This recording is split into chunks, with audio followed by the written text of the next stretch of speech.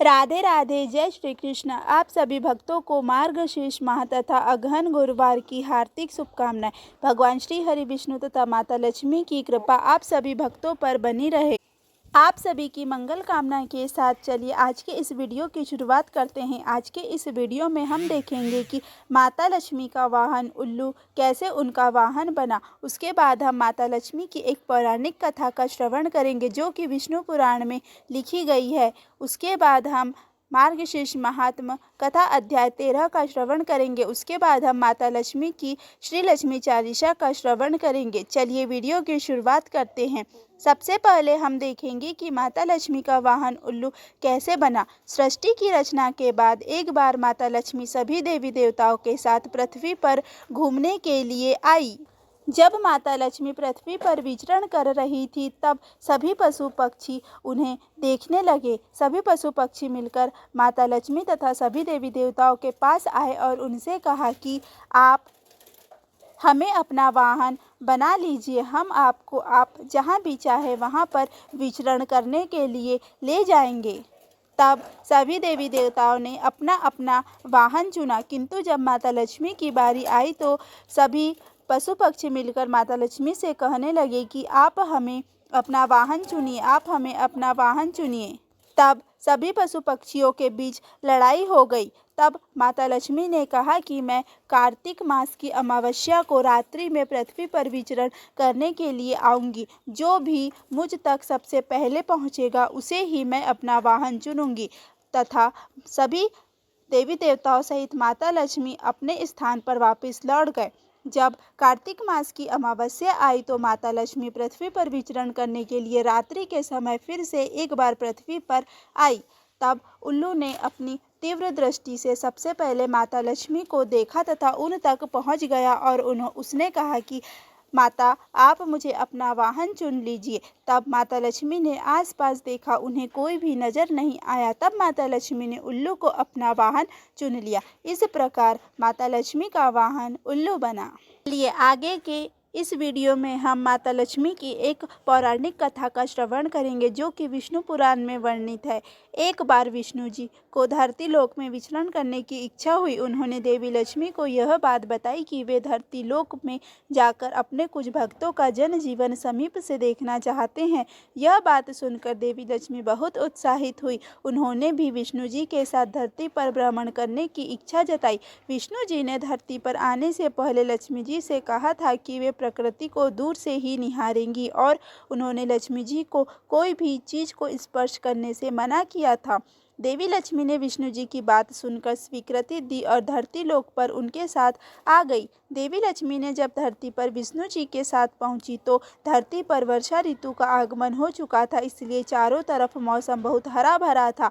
देवी लक्ष्मी ने जब पृथ्वी लोक पर हरियाली को देखा तो वे बहुत प्रसन्न हुई।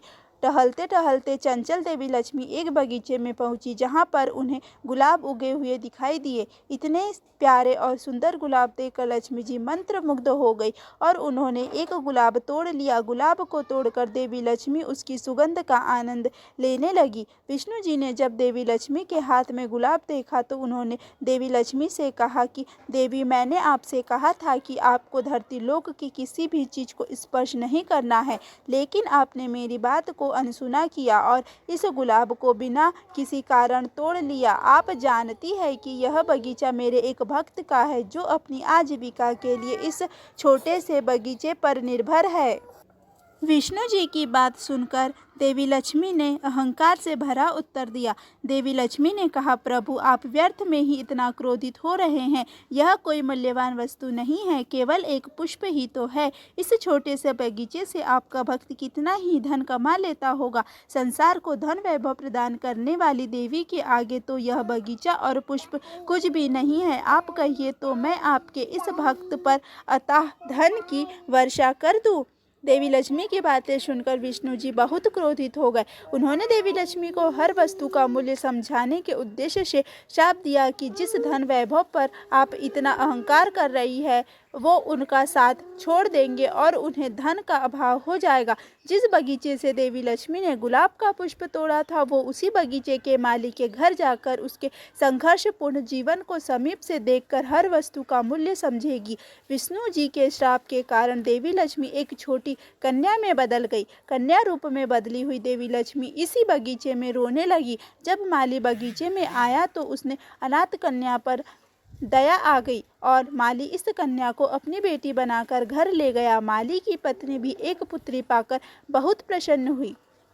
इसके बाद माली के दिन बदल गए। माता लक्ष्मी को जैसे जैसे धन और मेहनत का मूल्य समझ आने लगा, माली की आमदनी बढ़ने लगी। देवी लक्ष्मी के भाग्य से माली धनवान हो गया और इस तरह शाप की अवधि समाप्त होने पर विष्णु जी के भक्त का कल्याण भी हो गया और देवी लक्ष्मी को सीख भी मिल गई। जैसे ही श्राप की अवधि समाप्त हुई, विष्णु जी माली के घर आए और पूरी कथा बताकर देवी लक्ष्मी को अपने साथ वैकुंठ लेकर चले गए।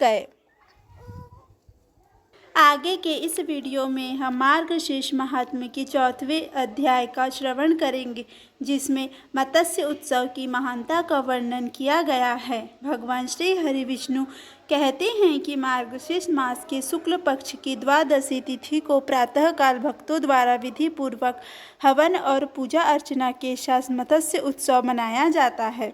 इसमें सोने की मछली की विधिवत पूजा की जाती है, क्योंकि मछली ही भगवान विष्णु का पहला अवतार थी। इस दिन प्रातःकाल ब्रह्म मुहूर्त में उठकर शौच आदि नित्य क्रमों से निवृत्त होकर भगवान श्री हरि विष्णु का विधिवत पूजन करना चाहिए और निम्न मंत्रों का उच्चारण करना चाहिए।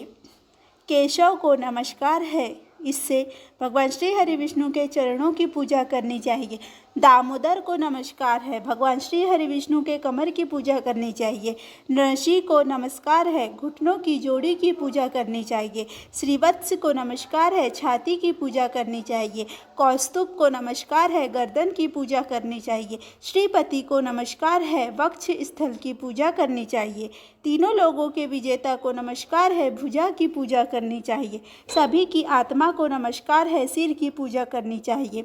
चक्रधारी को नमस्कार है, मुख की पूजा करनी चाहिए। श्रीकर को नमस्कार है, शंख की पूजा करनी चाहिए। गंभीर लोहे की गदा को नमस्कार है, शांत मूर्ति कमल को नमस्कार है। इस प्रकार भगवान नारायण की पूजा के बाद भगवान के सामने 4 बर्तन रखने चाहिए। उन्हें पानी से भरकर सफ़ेद उपटन और चंदन से लेप करना चाहिए। उन पर फूल मालाएं रखनी चाहिए। उन पर आम के कोमल पत्ते रखने चाहिए।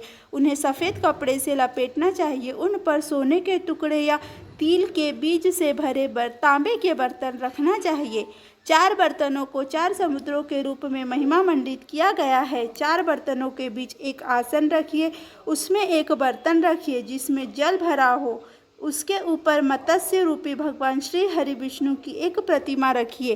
फिर पूरे विधि विधान के साथ भगवान श्री हरि विष्णु का पूजन करें।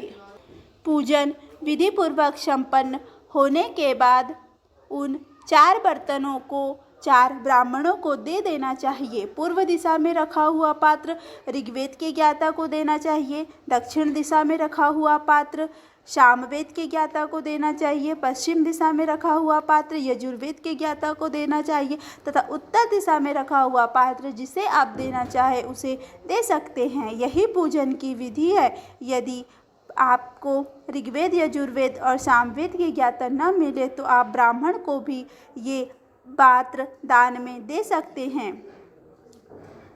बर्तन देते समय कहना चाहिए, ऋग्वेद पूर्व में प्रसन्न हो, सामवेद दक्षिण में प्रसन्न हो, यजुर्वेद प्रसन्न हो पश्चिम में और अथर्ववेद उत्तर में प्रसन्न हो। पूजा के बाद गुरु को विधि पूर्वक तथा उचित क्रम में सम्मानित करके गंध, धूप आदि तथा वस्त्र देकर स्वर्ण मछली के प्रतिकृति दान में देना चाहिए। जो नीच मनुष्य गुरु की आज्ञा पाकर भी मोहवश विपरीत आचरण करता है, वह करोड़ों योनियों में नरक में पकता है। जो आज्ञा देता है उसे बुद्धिमान लोग गुरु कहते हैं। उसे द्वादशी के दिन आज्ञा के अनुसार सब कुछ देकर मेरी पूजा करना चाहिए। उसे ब्राह्मणों को भोजन कराना चाहिए तथा अपनी क्षमता के अनुसार धन दान देना चाहिए। अच्छी तरह पका हुआ, अच्छी तरह से सजा हुआ भोजन खूब होना चाहिए। तत्पश्चात ब्राह्मणों के साथ स्वयं भी भोजन करना चाहिए। उसे अपनी वाणी तथा इंद्रियों पर पूर्ण संयम रखना चाहिए। हे क्षत्रिय पुरुषों में श्रेष्ठ, जो मनुष्य इस विधि से मत्स्य उत्सव मनाता है, उसके लाभ तथा पुण्य के बारे में सुनो। हे महान पवित्र अनुष्ठान करने वाले, यदि किसी के 10 लाख मुख हो और ब्रह्मा के बराबर आयु हो तो वह इस पुण्य कर्म के लाभ का वर्णन कर सकता है। जो मनुष्य भक्ति पूर्वक इस उत्तम द्वादशी कल्प का वर्णन या श्रवण करेगा, वह समस्त पापों से मुक्त हो जाता है। आगे के वीडियो में हम श्री लक्ष्मी चालीसा का श्रवण करेंगे। मातु लक्ष्मी करी कृपा करो, हृदय में वास, मनोकामना सिद्ध कर पुरहु मेरी आस। सिंधु सुता विष्णु प्रिय, नत सिर बारंबार, रिद्धि सिद्धि मंगल प्रदे, नत सिर बारंबार। यही मोर अरदास, हाथ जोड़ विनती करूँ, सब विधि करो सुवास। जय जननी जगदम्बिका, सिंधु सुता मैं सुमिरो तो ही, ज्ञान बुद्धि विद्या दो मोहि। तुम सम्मान नहीं कोई उपकारी, सब विधि पुरहु आस हमारी। जय जय जगत जननी जगदम्बा, सबके तुम ही हो स्वलंबा। तुम ही हो घट घट के वासी, विनती यही हमारी खासी। जग जननी जय सिंधु कुमारी, दीनन की हो तुम हितकारी। विनवो नित्य तुम ही महारानी, कृपा करो जग जननी भवानी। के ही विधि स्तुति करो तिहारी, सुधी लीजे अपराध बिसारी। कृपा दृष्टि चित वो मम ओरी, जगत जननी विनती सुन मोरी। ज्ञान बुद्धि जय सुख की दाता, संकट हरो हमारी माता। सिर छिंदु जब विष्णु मथायो, 14 रत्न सिंधु में पायो। 14 रत्न में तुम सुख राशि, सेवा कियो प्रभु ही बनिदासी। जब जब जन्म जहाँ प्रभु लीना, रूप बदलतः सेवा कीना। स्वयं विष्णु जब नर तनु धारा, लीन हेउ अवधपुरी अवतारा। तब तुम प्रकट जनकपुरी माई, सेवा क्यों हृदय पुल काही। अपनायो तो ही अंतर्यामी, विश्व विदित त्रिभुवन की स्वामी। तुम सब प्रबल शक्ति नहीं आनी, कहम तक महिमा कहो बखानी। मन क्रम वचन करे सेवकाई, मन इच्छित वांछित फल पाई। तजी छल कपट और चतुराई, पूजहि विविध भांति मन बलाई। और हाल में कहो बुझाई, जो यह पाठ करे मन लाई। ताको कोई कष्ट न होई, मन इच्छित फल पावे फल सोई। त्राहि त्राहि जय दुख निवारिणी, त्रिविध ताप भव बंधन हारिणी। जो यह चालीसा पढ़े और पढ़ावे, इसे ध्यान लगाकर सुने सुनावे। ताको कोई न रोग सतावे, पुत्र आदि धन संपत्ति पावे। पुत्रहीन और संपत्तिहीन, अंधा बधिर कोड़ी अति दीना। विप्र बोलाए कै पाठ करावे, शंका दिल में कभी न लावे। पाठ करावे दिन चालीसा, ता पर कृपा करे गौरीसा। सुख संपत्ति बहुत सी पावे, कमी नहीं काहू की आवे। 12 मास करे जो पूजा, ते ही सम धन्य और नहीं दूजा। प्रतिदिन पाठ करे मन माही, उन सम कोई जग में नाही। बहुविधि क्या मैं करो बढ़ाई, ले परीक्षा ध्यान लगाई। करी विश्वास करे व्रत नेमा, होय सिद्धि उपजे उर प्रेमा। जय जय जय लक्ष्मी महारानी, सब में व्यापित जो गुण खानी। तुमिरो तेज प्रबल जग माई, तुम समको उदयाल कहु नाई। मोहि अनाथ की सुधि अब लीजे, संकट काटि भक्ति मोहि दीजे। भूल चूक करी क्षमा हमारी, दर्शन कीजिए दशा निहारी। बिन दर्शन व्याकुल अधिकारी, तुम ही अक्षत दुख सहते भारी। नहीं मोहि ज्ञान बुद्धि है तन में, जब जानत हो अपने मन में। रूप चतुर्भुज करके धारण, कष्ट मोर अब करहु निवारण। कही प्रकार मैं करो बढ़ाई, ज्ञान बुद्धि मोहि नहीं अधिकाई।